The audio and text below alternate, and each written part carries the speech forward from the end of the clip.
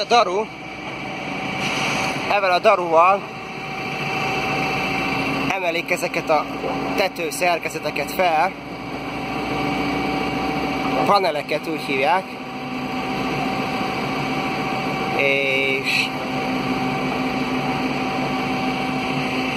nem tudom, hogy adjál, olyan magasan van a gyerek, ő a zács,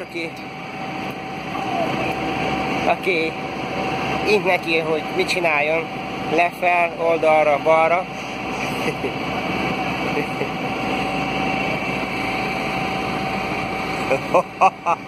Ez épp a fejed fölött van egy csisány. Ó, ez itt szakad ember. Az igen, igyeljétek meg. Igyeljétek meg.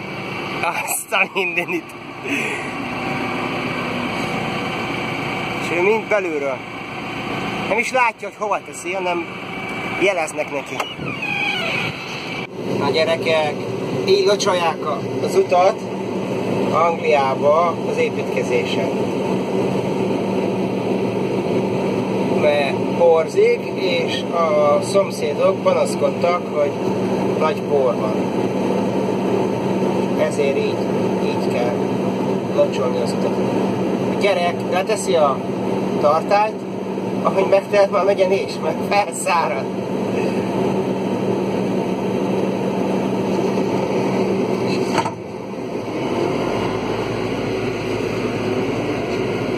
Ez a kocsi csak azért jár, hogy locsolja az utat. Képzeljétek el. Ennyi. Nem felháborító. Pocsékolják a vizet. Ja, és röhög rajtam, hogy filmezem. Na ennyi volt. Ez egy lépcső. Mai nap a segédem alátett egy palettet, hogy hátra ki tudom venni.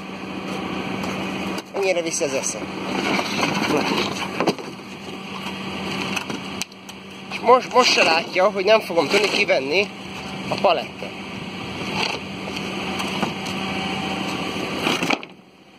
Egy bittes gondolkozás. Oh, let me help you out. Itt szarakodunk, mert... Na, most is egyet hoz. Nézd meg. Most is. Egyet. Egyet, öcsém. Egy bittes gondolk. Eszem faszom megállni. Nézd meg. Most is. Mondom, neki kell még kettő. Nem, ő egyet hoz. Most se oda teszi a hontot. Most se oda teszi, érted, bazd meg? Nem érti meg. Nem érti meg, hogy nem oda kell tenni. Nem vágozhatja szegénynek.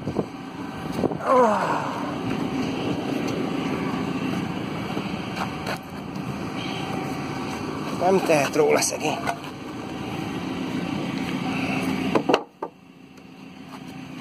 Nem volt ott, mikor az eszet osztogatták, érted? Nem fogja fel, hogy nem tudom kivenni a villámtablót.